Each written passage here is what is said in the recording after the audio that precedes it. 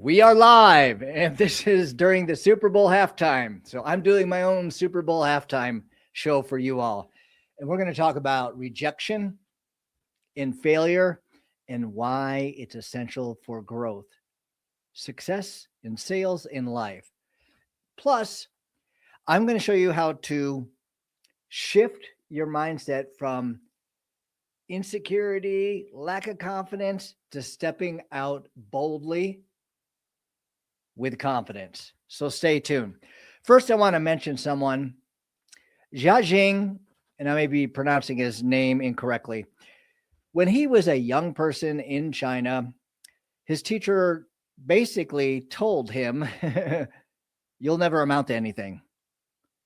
And that moment in time when he was a young kid, I think he's around 5 or something, scarred him, which would seem for life. And he never really got out of his comfort zone. He never started to realize his potential until one day he decided enough is enough. He decided to go on an adventure and get rejected 100 times in 100 days. You can check out his TED Talk on YouTube. It's worth the watch. And so as he was stepping out of his comfort zone, I believe the first person he reached out to, he had his list of different things he would do every day. And so the first thing he did is he reached out to someone and asked if he could borrow $100. And so he saw a security guard in the lobby and he walked up to him and he said, "Hey, could I borrow $100? No. Why?" The security, he goes, "Never mind." He just kind of ran away. So he continued to ask and do ridiculous things that got him to the place where he was rejected over and over and over again. But what he noticed is he got more comfortable stepping out of his comfort zone. And the more he got out of his comfort zone and he would ask questions, like he went to Starbucks and he asked, went to the manager, "Do you mind if I'm the Starbucks greeter here this morning?" And they're like, "Starbucks greeter? You mean like the Walmart greeter?" "Yeah, but I'm just going to greet people." He's like, "Well, okay, but just don't do anything weird." People started saying yes to him. And then, like that first person who he asked a question, remember what he said? The security guard said, "No, why?" And so when someone would say no and ask why, he goes, "Well, I'm on an adventure to learn to overcome rejection." And he started having conversations with people. So the end of the 100 days, he got more and more comfortable doing these crazy things. Here's another one. He walked up at a fast food place. I forget the name of it. And he said, he had his wrapper, "Can I get a burger refill?" A burger refill. And they're like, "Well, we don't do that. You might want to try back next week." And the guy just had to start having a conversation with him. So the end of 100 days, Jing, and if I'm butchering his name, forgive me, his entire life turned around. Why? Because of his rejections and his failures. That was part of it, but it was how he responded to those rejections and failures. Here's the key. And I'm going to bring in a personal story with my sales team I was working with and how I used failures to take them from here to places they never thought possible and took us to our company to a place we never thought possible because they embraced failure and rejection. Stay tuned. I'm going to cover that. So back to Jing, and it's not the rejection or the failure, but how you respond to it and the questions you ask yourself. Tony Robbins says this: "You are where you are because of the questions you ask yourself." And the problem is we're not aware of the questions we ask ourselves because it happens in our subconscious. Our biggest obstacle is up here, but it also can be one of our greatest skills and the thing we can leverage most when we have our mindset and perspective correct. So if you fail and you react, and let me give a example of responding and reacting. So when a doctor gives you medication when you're sick and your body responds, that is good. If a doctor gives you medication when you're sick and your body reacts, not good. Now, when you get rejected or you fail and you react with a reactionary question like, why does this always happen to me? And many times, and I did this for so much of my life, and I was not aware of it. I learned through this. I learned through rejection and through failure, probably more than most of any of you out there listening to this right now. So it's not, why does this happen to me? It's, what can I learn from this? What can I do to ensure this doesn't happen again? When you ask yourself questions, either by reactionary questions or responsive questions, your brain will go to work overtime. With it, why does this happen to me? Your brain's going to go to work and say, you're an idiot, you're a failure, you're worthless, you're an imposter. And it's going to keep doing that over and over and over again. So it's so important when you have that rejection and you have that fear, or the fear after the rejection or the failure, that you ask yourself, you force yourself to ask, what can I do to make sure this doesn't happen again? What can I learn from this? How can I improve because of this failure? Key distinction here: failure, rejection. This is so important. It does not define you. That's the problem with Jiajing, is he allowed it to define him. Failure and rejection is just a step on in the process to growth and success. As long as you own that failure and ask yourself the right questions, not why does this happen to me? It's, what can I learn through this? How can I improve? How can I get better? What happened that made this happen that I can correct so it does not happen again? Now, are you catching what I'm throwing down? Now, my salespeople, what I did with them when I was national sales director, they were living under a toxic boss, and I was promoted to national sales manager, and they were afraid to step out of their comfort zone because this boss, the founder of the company, would yell and scream. When I became the national sales manager, I told them, we need him to be out, not in, out of the sales meetings, and allow me to have conversations with the salespeople and let me lead and direct them. And he's put me in the position for that reason. And I explained to him that he was just sucking the life out of the salespeople. And we had a very frank conversation, and he agreed. He wasn't stupid. He was a former Marine, 6'5", 350 pounds. We'll call him Tim. And he just either was yelling or nice. And you just never quite knew what you're going to get. Like with Forrest Gump and the box of chocolates. His mom said, Mama always told me that you never know what you're going to get. Life is like a box of chocolates. Well, it's the same with Tim.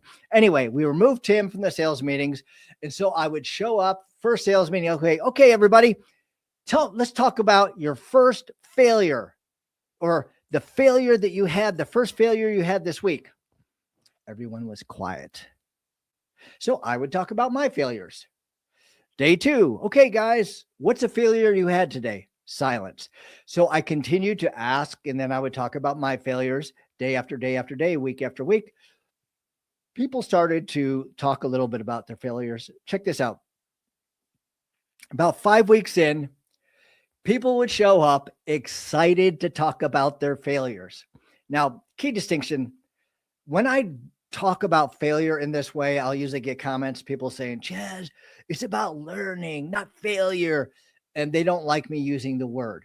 Well, it's a moment in time. It doesn't define you. I like the word failure because it comes before learning experience. You have to accept that you did something wrong. It doesn't mean it's not there to beat you up. You take Elon Musk or anyone else that's a billionaire, I mean, he's almost a trillionaire, who's super successful. They understand failure and rejection are the stepping stones on the way to success. And they know the questions to ask themselves after the rejection and after the failure. And sure, they'll reframe it, instead of rejection, it's redirection. And yes, they're learning, but they own the truth. Very important. No, transformation does not happen without the truth. So you have to own what you did was flawed. And there's nothing wrong with this. This is learning. So if you could get this through your head and understand when you fail, it means you're making progress because you're stepping out of your comfort zone. You're doing something new. And then it's like, oh, this is what happens when people try something new and they fail. They'll like shrink back and they take it as it's defining them, like that's their identity. No, it's just a step in the process. And as long as you respond and ask yourself the right questions, it can be the springboard that takes you into your potential. But if you react and ask yourself the wrong questions, it will keep you stuck in mediocrity for the rest of your life. It's all in how you frame things in your perspective about rejection and failure. So back to the sales team, they would come and they talk about, hey, I failed here. And they're like, oh man, that's a good one. I failed here. Why is that important? And why did I do this? Because they had a proven system and process to work within, but they weren't stepping out with their unique abilities and skill sets within the proven system and process. And it was keeping them from reaching their true potential because the proven system and the proven process, yes, you need that to give them guidance and direction.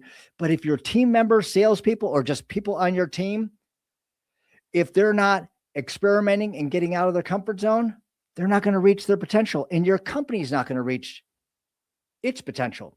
So within 6 months, the salespeople operating within a proven system and a proven process, sales were up above and beyond what Tim ever thought or imagined.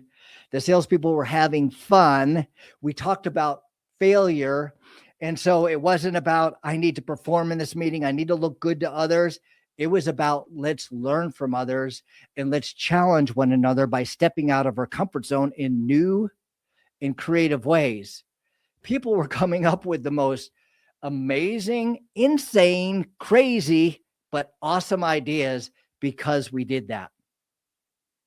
Now, here's something I promised you, a way to shift your mindset from insecurity and lack of confidence, from imposter syndrome to stepping out of your comfort zone with boldness. I was talking with one of my salespeople from a company I'm working with, and I was mentoring them and training them and giving them some guidance. And this person, we'll call him Bob, not his real name. The first meeting we were in, he was very transparent and authentic, which is an amazing trait to have. Remember, transformation begins with the truth.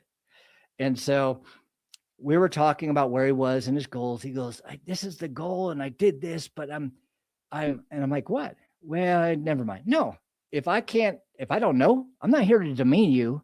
I can't help you if I don't understand what you're facing. And I said something about one of my failures at the time because I wanted to break the ice and let him know. And I said, you know what? I'm here. And one of my greatest fears is I will fail you all and you'll look at me as an imposter. It was the truth. Hey, I go into situations like that, and this is my subconscious. Talking about your fears doesn't make sure it happens. Not talking about your fears ensures that they have control over you because you need to regulate your thoughts and emotion, or they will regulate and control you. So I talked about my fear, and then he was open. He goes, well, I'm afraid that I'm not going to be able to do this again. And so I gave him this process to shift your mindset quickly. Boom. Like that. to go from imposter to stepping into who God created you to be, or into your full potential if you don't believe in God. So it's 3 steps. I call it the 3D process. It's looking at your perspective in a 360-degree way. So you're looking at your thought process from 100 or 360 degrees. Okay, not 180. That's not going to do very much. You only get half the equation. So I asked him, did I say his name is Bob? I forget. It's not his real name. I said, tell me what's going on. What is the story you're telling yourself? And we went back and forth. He said, what do you mean? I go, in your subconscious right now, you said you are afraid you can't do this. So tell me what's going on. What is your mind thinking about? Think about it. Just take 15 seconds. Okay. This is a safe environment, and just let me know. And I gave him a couple examples from my past and typically where I go, where my mind goes. And he goes, well, I feel like I'm an imposter. I'm like, bingo, excellent. He goes, excellent. I go, yes.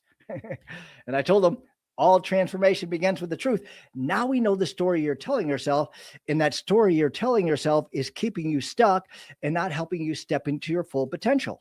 He's like, really? I said, yes, really, really, as Shrek would say. And so I said, okay, that's the first part. We got 2 more parts to go. Now, what's the truth?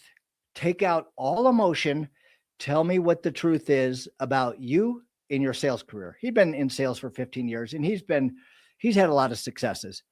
And so I went back. So tell me what was going on last year, this year. He goes, well, I've been pretty successful. I've won some awards. And I said, if I talk to your founder right here, who was in the meeting, I go, what would he say? And I already knew because we talked before I asked him this question. And he said, yeah, he's amazing and he has lots of potential. And I go, so now you have 2 conflicting views. One, the story you're telling yourself, and then the truth. What are the facts without emotion? See, it's the emotion that's 90% of the battle, and your mind will lie to you all the time. And if you're not aware of the story you're telling yourself, guess what? You're going to stay stuck in mediocrity. And usually the reason behind the story that we're telling ourselves that's negative, that we're an imposter, is because something from our past is still present because we haven't dealt with that, whatever it is. And many times you have to go deep, deep, deep to understand what that is. But I'll show you how to reframe this here as we go to step number 3. So if you don't deal with things from the past, then you're going to be shackled, imprisoned to the past. And so every time you make a decision in the present, it's going to keep you in whatever happened in that event. Like with Jiajing when he was young and the teacher said, you'll never amount to anything. I mean, that stuck with him for decades. So now here's how you reframe it. We go from the story you're telling yourself. You realize it's a lie when you take out the emotion and you just deal with the facts. Okay. So story you tell yourself, then what are the facts without emotion? They'll usually will conflict. They're not in alignment, and that's a good thing. And then we go to the 3rd D. Now, picture yourself 15 years in the future. Okay. And so I was doing this with this sales guy, and I go, picture yourself 15 years in the future. Tell me what's going on in the future. What are you seeing? What are you hearing? What are some of the smells you smell? What car are you driving? Where are you living? What's your family like? And he was going, man, I got this. I got all these things. And he's like getting really excited because he's thinking about himself 15 years from now. I go, okay, now we established where you are 15 years ago. I want your future self, 15 year from now, future self, and talk to yourself in the present moment with that story you're telling yourself and that fear you have, and how it has a tendency to paralyze you or make you think that you're going to fail and fall apart. And then all of a sudden you did well this month, but not next month. And so he said something very profound. He said, my future self would tell me, the reason why you're facing this right now, remember, future self to present self, is the future self is telling him because you're stepping out of your comfort zone and you're growing. And when you grow It feels uncomfortable, but that's where you become who God created you to be. As long as you embrace it, ask yourself the right questions and learn from it and move on. And don't ever, ever worry about what other people say. You know what? People don't care. I mean, in our mind, it's like not what people say. Yeah, it could be, but what do people think? You know what? People don't care about you. They're too busy worried about themselves and what other people think about themselves. And by the way, it's not what other people think about you, it's what you think other people think about you. Think about that.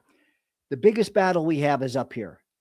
So remember this: failure and rejection, it's part of growth. It doesn't define you. It's not a destination. It's simply a step in the process. And as long as you ask yourself the right questions, you respond with the right questions, you don't react, and you use that 3D process. What's the story you're telling yourself after that failure, that rejection? What are the facts without emotion? And then what does your future self 10 years or 15 years from now say to you in that situation? That will reframe it so you'll look at yourself with where you are right now and realize that you are on a journey of growing and becoming all that God created you to be. Own the truth, ask yourself the right questions, and before you'll know it, 6 months, a year, 2 years, 3 years from now, you'll look back at yourself present day and you're like, wow, look at how far I've come because I embraced the truth and I've been transformed in the process. By the way, I have a book, The B2B Blueprint to Predictable Sales. If you would like a complimentary copy, in the copy, the content below this video is click on the link and you can download it. That's my gift to you. It will talk, and I talk about a little bit of this in there, but much, much more. It's really good for people who are looking to develop a sales team with a leadership structure, a proven system, a proven process, and bringing marketing and sales together on the same page so you can have a predictable process to identify, attract, and onboard new clients predictably.